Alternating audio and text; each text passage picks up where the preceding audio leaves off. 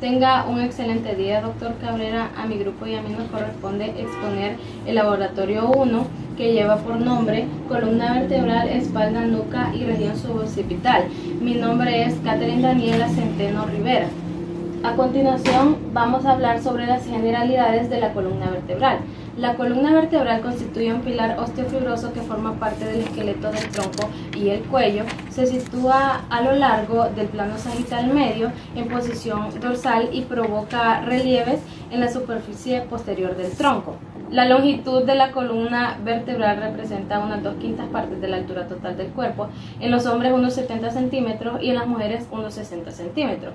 La función de la columna vertebral es soportar cargas del cuello y del tronco y proteger lo que es la médula espinal y brinda movilidad en estas regiones.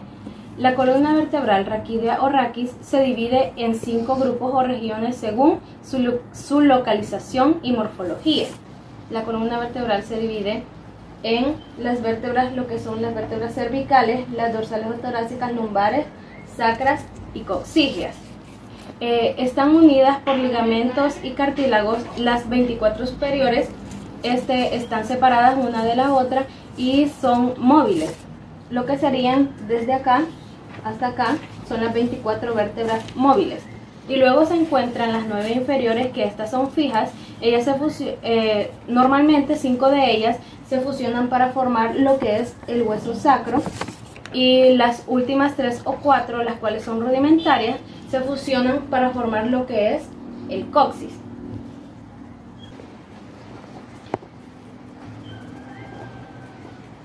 Las curvaturas de la columna vertebral. La columna vertebral contiene una serie de curvaturas, las cuales son primarias y secundarias.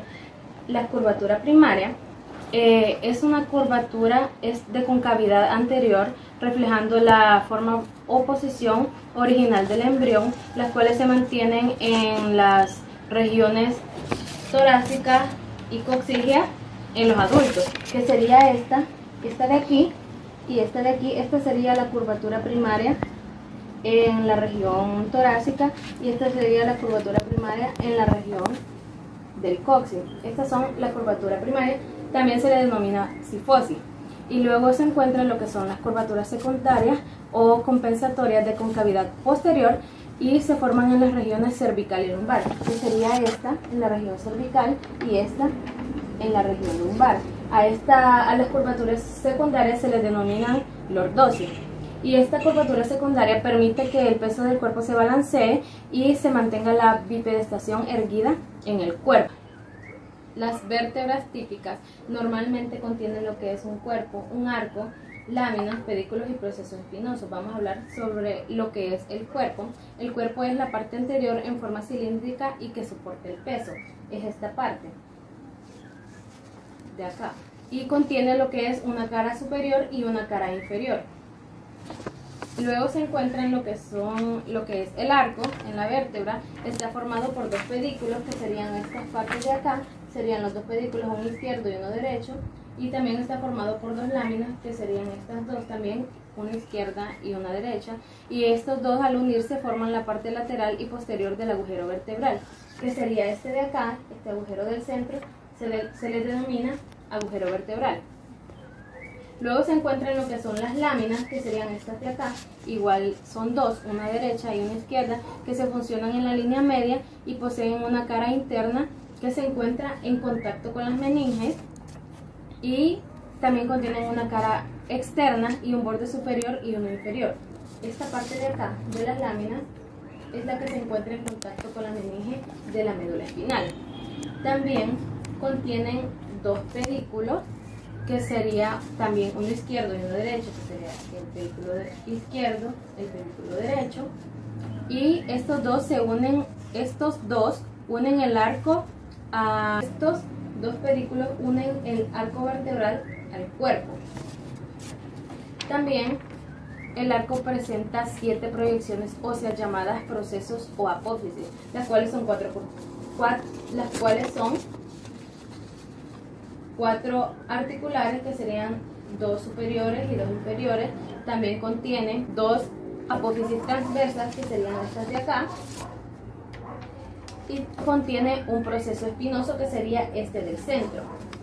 El proceso espinoso es impar y se encuentra en la unión de las dos láminas, que sería este de aquí. Aquí están las dos láminas y aquí está el proceso espinoso.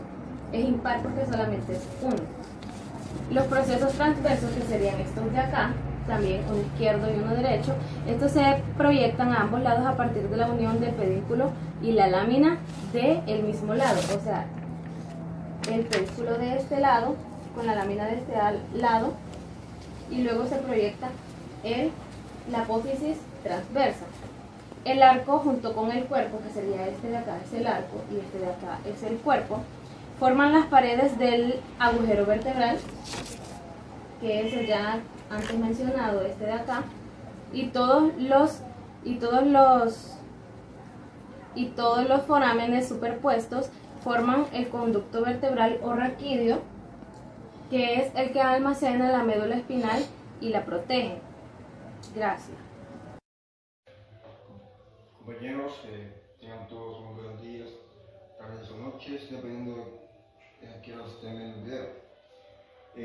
Mi nombre es Carlos Hernán Acosta Gutiérrez y me tocó hablar del literal B de la práctica número 1 del laboratorio, el cual es las características regionales de las vértebras. Como bien sabemos, hay 5 regiones en las vértebras, las cuales son la región cervical, dorsal, lumbar, sacra y coxis. Los tipos de vértebras que tenemos son estos: las cervicales, dorsales, lumbares, y las sacras, que son un hueso fusionado, son 5 vértebras en un hueso fusionado, y el coxis también es un hueso fusionado. O sea que hay 24 vértebras móviles y son 9 fijas. Primero que nada vamos a hablar de las vértebras cervicales. Hablaremos de lo que es en primer lugar, de la primera y segunda vértebra, que son estas, ¿verdad? Este es el atlas y este es el axis. Y hay que diferenciar entre las vértebras típicas, que presentan características comunes, y las vértebras atípicas, que tienen características propias o especializadas. Por ejemplo, lo que es la primera vértebra, que es el atlas, y el axis, son los que permiten el movimiento de la cabeza. Este es el atlas. Vemos que el atlas carece del cuerpo de la vértebra, y carece de una apófisis espinosa. Tiene su cualidad, que tiene en las apófisis transversas, tiene lo que es un agujero, que se llama el agujero transverso. Tiene lo que es el tubérculo anterior, lo que es esto aquí, lo que se llama como la cara de la apófisis odontoide, y esta es la cara donde se articula lo que es la parte occipital del cráneo. Esto es una vista anterior, y esto es el tubérculo posterior, y vemos que parece de pedículo y de cuerpo y de lo que es la apófisis espinosa. Vemos aquí en esta parte de abajo, lo que es la cara donde se articula lo que es el axis. Y aquí esto es donde pasa el foramen transverso, es donde pasa lo que es la arteria vertebral, por aquí, pasa su recorrido. Este es el axis. Vemos que tiene su diente articular, ya presenta lo que es el cuerpo, ya tiene lo que es el cuerpo, tiene lo que se conoce como la apófisis espinosa y en forma bífida, en forma así. Presenta lo que es la carilla articular superior, son estas dos, y pues la carilla articular inferior, y las apófisis transversas con los agujeros transversos. Y esa es su articulación así. El atlas y el axis permiten lo que es la movilidad de la cabeza. Y vemos que las C3 las que se consideran típicas, ya tienen lo que es el cuerpo, y tienen lo que es las apófisis transversas, las carillas articulares, el agujero transverso que en forma de triángulo, y lo que es la apófisis espinosa en forma bífida. Esta es la C7 de forma del cuerpo semi-rectangular, apófisis transversas, siempre con el agujero transverso, a veces carece de él. Y vemos que tiene una apófisis espinosa larga y un poco gruesa. Ahora vamos a lo que son las vértebras dorsales o torácicas. Vemos que cambia considerablemente la forma de la vértebra. Vemos que tiene el cuerpo que es un poco más circular, un poco más grande que las cervicales. Esta vértebra torácica tiene la cualidad, la característica de que se articula con lo que es las costillas. Esta es la costilla fosita costal superior y esta es la fosita costal inferior.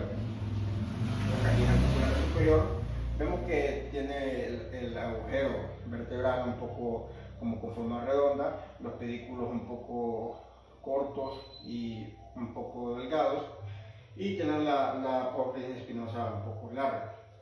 Y las apófisis transversas, esta es la fosita transversa de la apófisis transversa.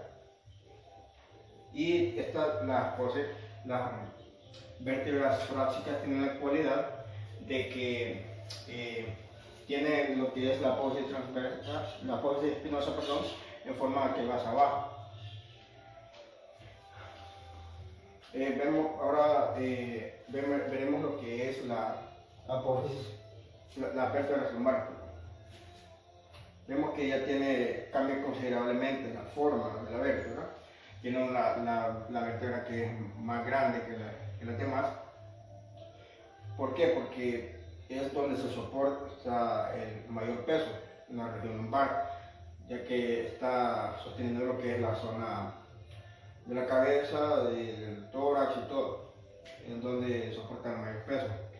Luego tiene la forma más redonda, tiene las apófisis transversas, un poco más como cortas y delgadas.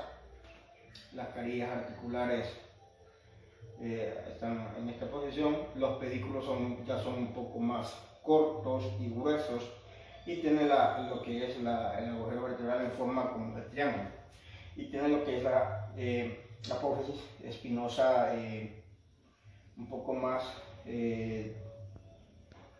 algo corta y gruesa.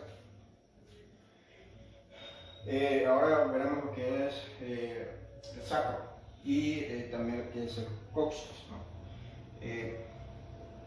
Estos agujeros que se ven aquí son los que se llaman agujeros sacros anteriores.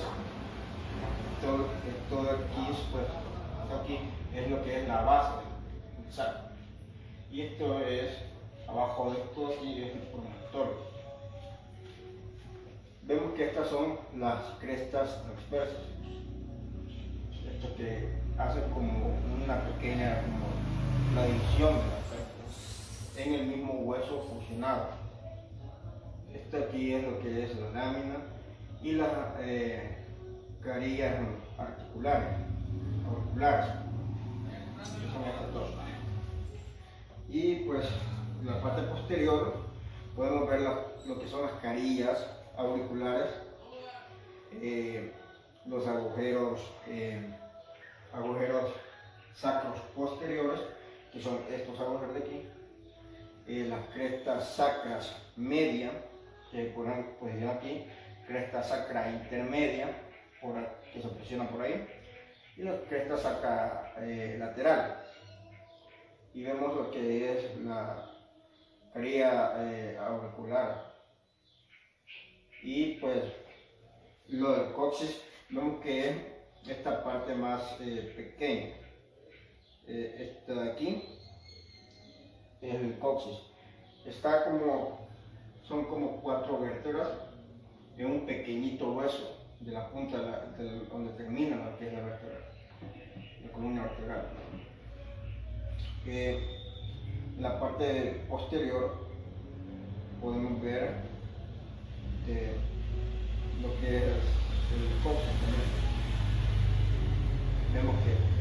forma como de cono.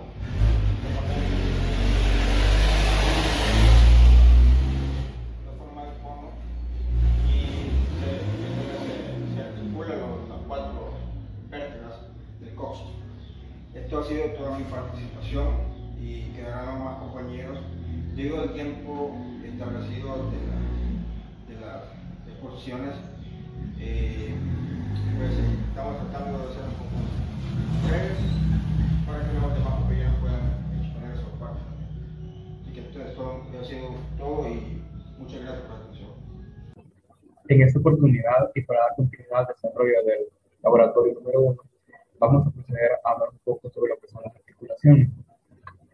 Y para ello vamos a empezar hablando sobre la espiro-cartilaginosa, que son aquellas que componen los discos de la columna vertebral, que son esos que les enseñamos hace un momento, y como el nombre dice, se encuentran adyacentes a las vértebras. En breves palabras, lo que se podría decir que es una articulación, o lo que nosotros podemos entender como una articulación de los cuerpos vertebrales, o sífilis, son aquellas las cuales están destinadas a soportar el peso, a la fortaleza, en las superficies articulares de la vértebra adyacente, y están conectadas por discos intervertebrales o ligamentos. Los discos proporcionan una unión potente entre los cuerpos vertebrales. Los unen para formar una columna semirrígida. Forman la mitad inferior del borde anterior del foramen intravertebral. En conjunto, los discos componen del 20 al 25% de la longitud total de la columna, además de permitir el movimiento entre las vértebras adyacentes. Su deformabilidad y elasticidad les capacita para absorber choques. Es una función de los discos intervertebrales, y los discos se componen de un núcleo pulposo y un anillo fibroso. Las capas superficiales del anillo se han cortado y separado para mostrar la dirección de las fibras, como es en este caso que traigo aquí, y cómo actúa el mecanismo de almohadillado para absorber cada uno de los choques, como el siguiente, que es una fuerza que absorbe el choque, que podría suceder también al estar de pie o cargando algo, y aquellos movimientos que son de flexión, y donde se ve que se da el punto de apoyo, que es donde se absorbe o donde se comprime, y aquí es donde se tensiona el otro lado del disco cuando se está haciendo esto. Para continuar, vamos a hablar acerca de algunas articulaciones, que sería el saco intervertebral, los cuales están unidos entre sí a través de la apófisis intraarticular, y en su mayor parte son sinoviales, planas y de la columna, que son todos entre los observar en esta lámina. También se habla de los que establecen a cada lado de la caría auricular de la superficie, o cavidad glenoidea, que es el más lateral del atlas y corresponde al código de tono central. El atlas es de la misma que habíamos apreciado anteriormente. Cada articulación de tipo sinovial, axial, codilla, aunque su función es de conjunto, ambas actúan como sinovial, biaxial y epiaxial. Estas articulaciones permiten la inclinación hacia arriba o abajo de la columna sobre la cabeza vertebral. Los costos vertebrales son las articulaciones que forman la unión de la cabeza entre las costillas, osteo vertebral, unión entre la costilla y la vértebra, que son los cuerpos vertebrales adyacentes y el disco intervertebral que existe entre ellos. También tenemos las articulaciones postroversas entre los tubérculos costales de la apófisis transversa de la vértebra. Ambas articulaciones se clasifican como sinoviales planas. También tenemos las articulaciones sacroiliacas, que se encuentran localizadas por acá, que se van a unir la parte baja de la médula con el coxis. Y las podemos ubicar justamente acá, donde se da esta unión. Y esta sería la lámina número 158 del atlas de Netter, donde podemos identificar esta articulación. También se habla sobre los ligamentos de la columna vertebral, los cuales en las siguientes láminas vamos a tener la oportunidad de identificarlos y de hablar un poco sobre ellos. Tenemos lo que son el ligamento longitudinal anterior o el ligamento vertebral común anterior, que une la superficie de la circunferencia del cuerpo vertebrales y los discos intervertebrales. Como vemos, se encuentra localizado justamente acá. Luego tenemos el ligamento longitudinal posterior o ligamento vertebral común posterior por dentro del canal vertebral, uniendo la superficie posterior de la circunferencia de los cuerpos vertebrales y discos intervertebrales. Y lo tenemos aquí encerrado en un círculo rojo y se marca cuál es el ligamento específico. También tenemos la posibilidad de hablar del ligamento amarillo o flava, que une las láminas de los vértebras contiguos, que es este que se encuentra localizado justamente acá, como podemos apreciar. También se dice que el ligamento está unido entre sí a través de la apófisis articulares que pasan por partes sinoviales y son planos. También contamos con el ligamento interespinoso, unas láminas fibrosas que se extienden del borde superior de la apófisis espinosa al borde superior de la siguiente, el cual también tenemos aquí marcado en un círculo rojo.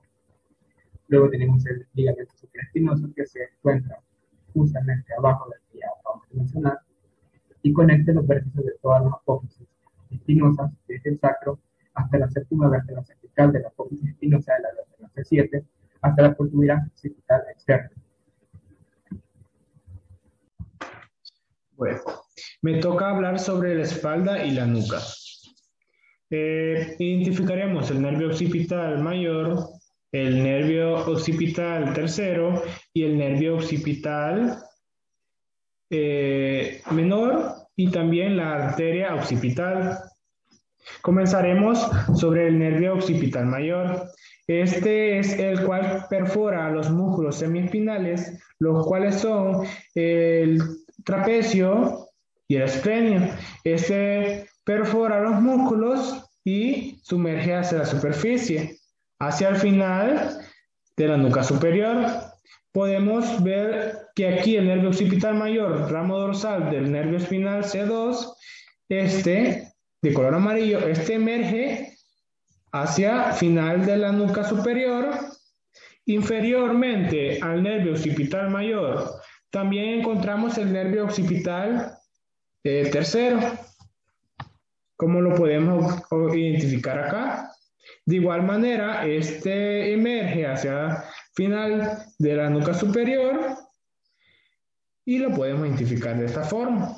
Identificaremos también el nervio occipital menor del plexo cervical C2,3. De igual manera como los otros nervios, emerge hacia el final de la nuca superior.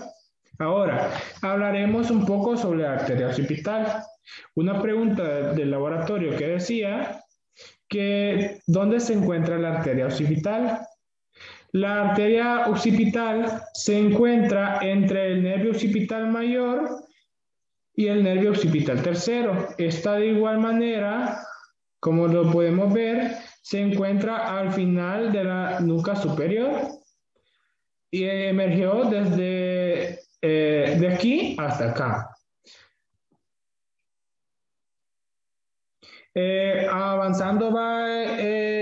Más avanzando van las arterias.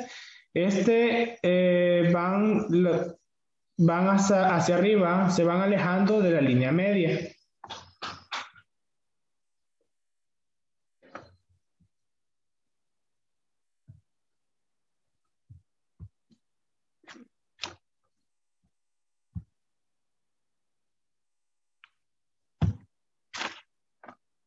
Musculatura dorsal o de la espalda. Ahora, en este identificaremos el trapecio, el cual es el músculo que cubre la región de la espalda y la nuca. Y también identificaremos el músculo dorsal ancho, el cual proporciona y cubre parte de la espalda y la región lumbar. Ambos músculos están cubiertos por la fascia intercolumbar, que en la región lumbar es de color blanco, como lo podemos identificar de esta forma. También vamos a hablar un poco más sobre el trapecio. ¿Qué podemos decir del trapecio? Tiene una región triangular, como puede identificarse, pero aquí no lo podemos identificar de buena forma porque se nota la región profunda de esta región, pero también podemos encontrar apófisis de la séptima vértebra cervical hasta, perdón, de la séptima vértebra hasta la 12ª vértebra. ¿Cómo lo podemos ver? ¿Cómo lo podemos identificar de esta forma? Aquí, miren, al final la apófisis espinosa de la vértebra 12, igual hasta la séptima. También podemos identificar el ligamento de la nuca, pero como ahorita estamos mostrando los músculos, no se puede notar que lo podemos encontrar por esta zona. También podemos, si seguimos su fibra, podemos encontrar la clavícula, la espina de la escápula y la acromión, que estas son parte de la inserción del trapecio.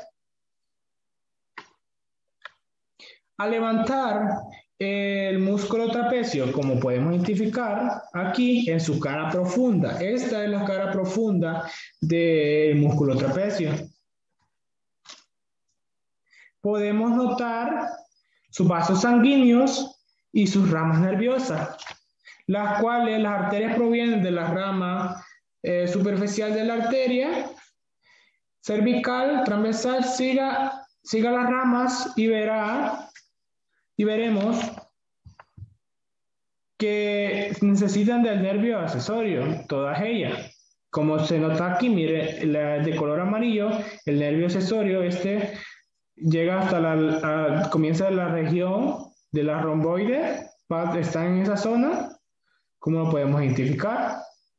En la región profunda del músculo trapecio.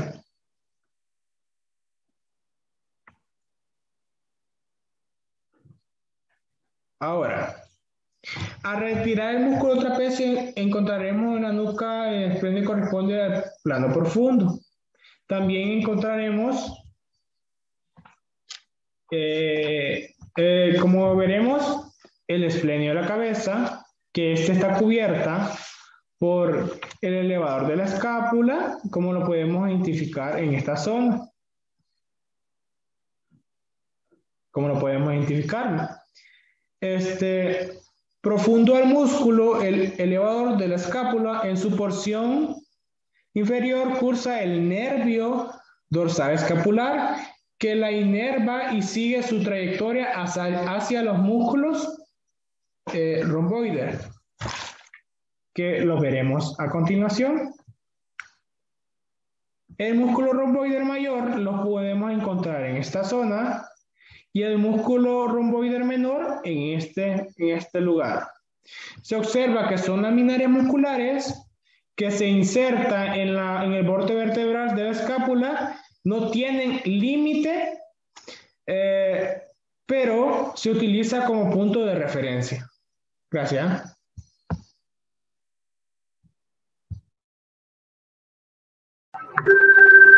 Mi nombre es Antonio Belmore Campos y les voy a hablar acerca de los músculos del dorso. Existen dos grupos principales de músculos en el dorso: los músculos extrínsecos del dorso y los músculos intrínsecos del dorso.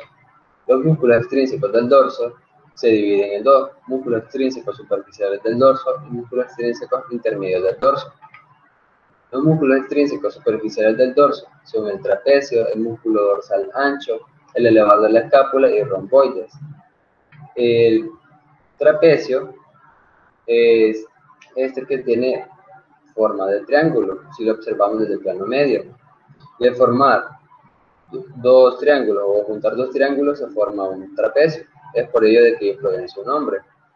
En la parte izquierda encontramos el nervio accesorio, del cual está inervado en esta parte por la protuberancia occipital externa, o como comúnmente se le conoce como inión, hasta la vértebra cervical 7 a la vértebra torácica 12 que encontraríamos por acá.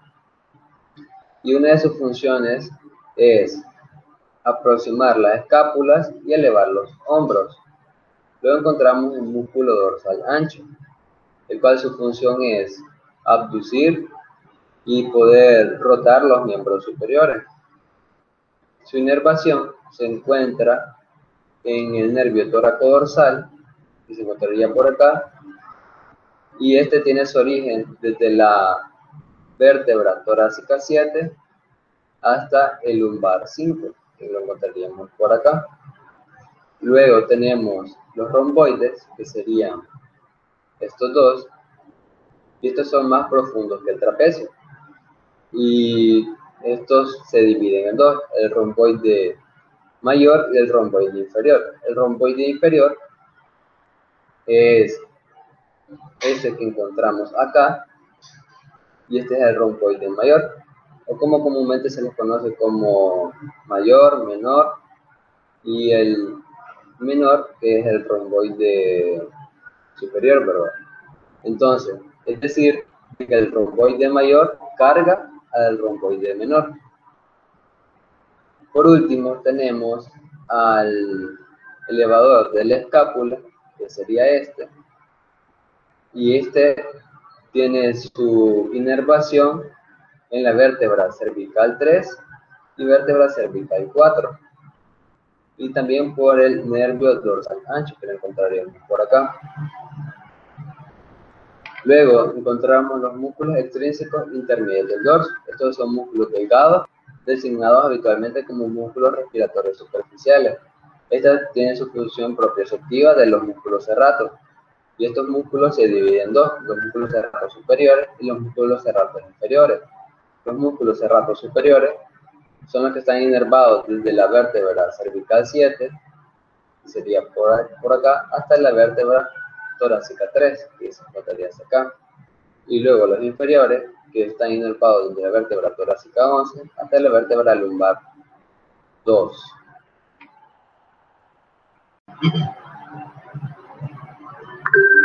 Los músculos intrínsecos del dorso, o como conocidos también como músculos propios del dorso, estos son los más profundos, y se dividen en tres: en capa superficial, capa intermedia y capa profunda. La capa superficial, estos músculos son gruesos y planos, como podemos observar acá, que son gruesos y planos, y estos tienen la función de extender el cuello y la cabeza y ayudan a rotarlos. El espleno de la cabeza, que es este que observamos acá, tiene su origen en la región occipital y se inserta cerca del ligamento nucal y supraespinoso. La capa intermedia. La capa intermedia, estos se encuentran debajo de los músculos serratos. Estos son músculos erectores de la columna y se dividen en tres, que son espinoso, longismo y el iliocostal. El espinoso, que es este que podemos observar acá, que se encuentra sobre la apófisis espinosa. El longismo, que se encuentra en medio, o tiene su origen en la vértebra cervical 4 a la vértebra torácica 1. Y luego tenemos el iliocostal, que se encuentra un poco más laterales y sobre sus costillas. Una forma práctica o sencilla de poder aprendérselos es poderlos abreviar, y sería de una forma conocida como ELI, que sería la E de espinoso, la L de longismo y la I de iliocostal.